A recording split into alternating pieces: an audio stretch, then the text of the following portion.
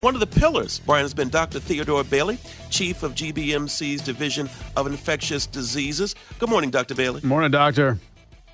Good morning. Thank you for joining us. Let me ask you, Dr. Bailey, as we all have watched now the President of the United States test positive with COVID-19, and initially, as of Friday when we were in the area saying, it's not too serious, they're monitoring him.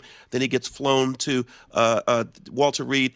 Now we find out, Dr. Bailey, that he is on a steroid drug, dexamethasone, and just how serious is that to be on this, particularly when it comes to supplying him with oxygen or that type of thing? Well, this really distinguishes his case from the vast majority of cases that are asymptomatic or so mild that nobody would ever need these kinds of interventions.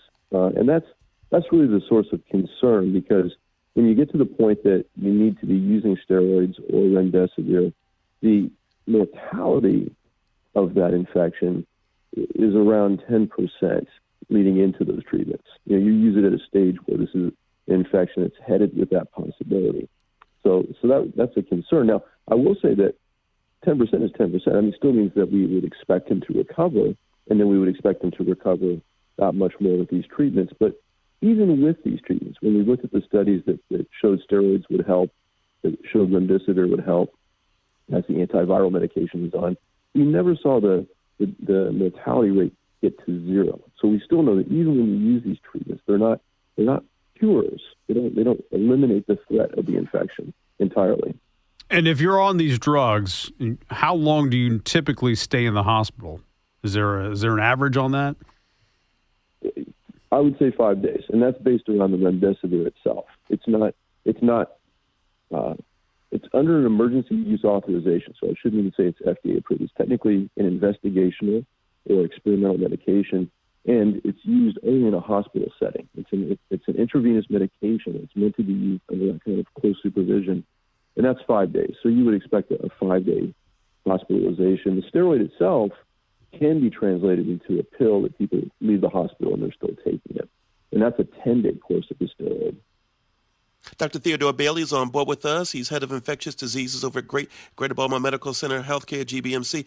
And Dr. Bailey, from a physician standpoint, there's been a lot of criticism of Dr. Sean Connolly, the head physician for the president, in terms of the relaying of information to the public. What are your thoughts about how we've, been getting information from them about the president's condition?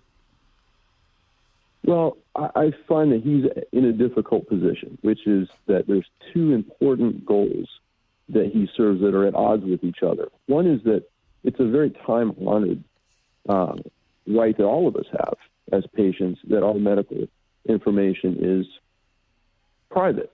So he's not trying to disclose absolutely every single thing about President Trump's information, and that would be the same right that you or I would have in the hospital. But at the same time, you or I are not the president, and so Correct. His health informs us. It's something that we all have a stake in. And so he's sitting in that very ill-defined position of what's the right thing to do, too much or too little. And he's almost always going to be criticizable from one side or the other as either giving too much or too little information. So I'm very sympathetic with him.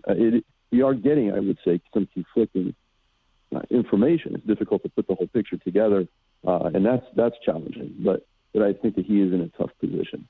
We're talking with Dr. Theodore Bailey, Chief of GBMC's Division of Infectious Disease. And I know that you have a job where you are busy, but I don't know how much you've kept up with exactly how this all began. And if you had any thoughts about how so many people in the White House inner circle, in double digits now, who have contracted coronavirus. And, obviously the testing is very high around the White House and around President Trump, and how this was able to happen. Do you have any thoughts about, the spread of this originally with the president and others around him?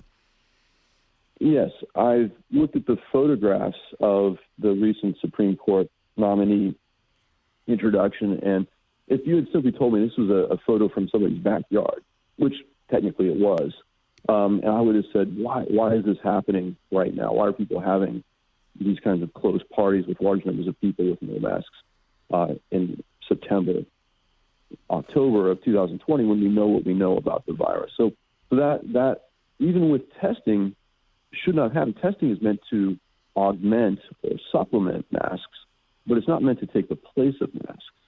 And there's no reason not to have the masks on as an additional layer of protection, given the importance of the president, given the importance of the other people present. It really put a lot of people at risk. And they were sitting close together. They were sitting without masks there in the Rose Garden. And then I think there's been subsequent campaigning activities too. So this was something that I address with my patients constantly about how to protect themselves from the coronavirus and how to maximize that protection, minimize it. And masks are a key part of that. Dr. Theodore Bailey, when it comes to the issue of isolation versus quarantine, because we've been through this for a while, but a lot of people, 7 to 10 days isolation, 14 days quarantine.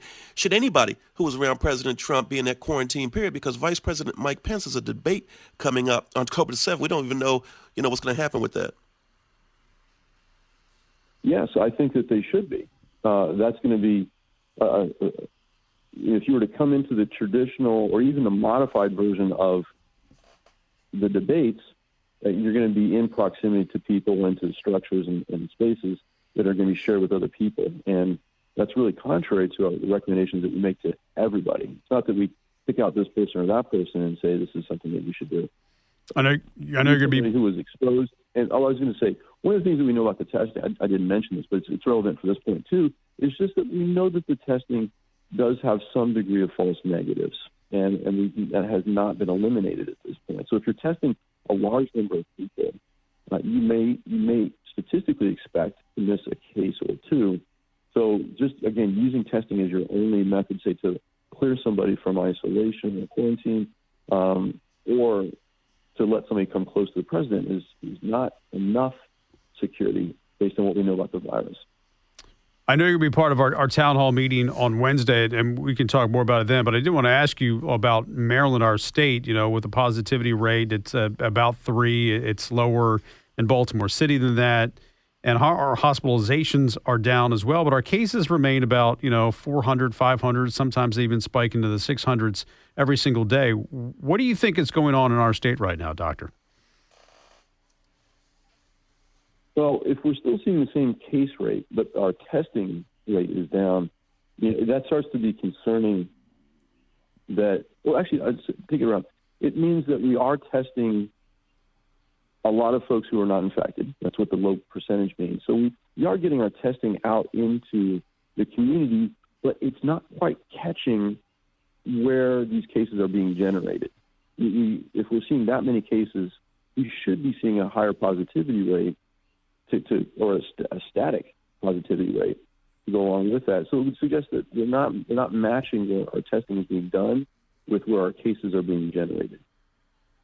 Dr. Theodore Bailey, as always, we appreciate your time. He's the head of GBMC's Division of Infectious Diseases. Our town hall, as Brian mentioned as well, will be Wednesday, October the 7th from 9 a.m. to 10 a.m. Dr. Bailey, thanks for getting up this morning with us. We appreciate it. We'll talk to you soon. Take care.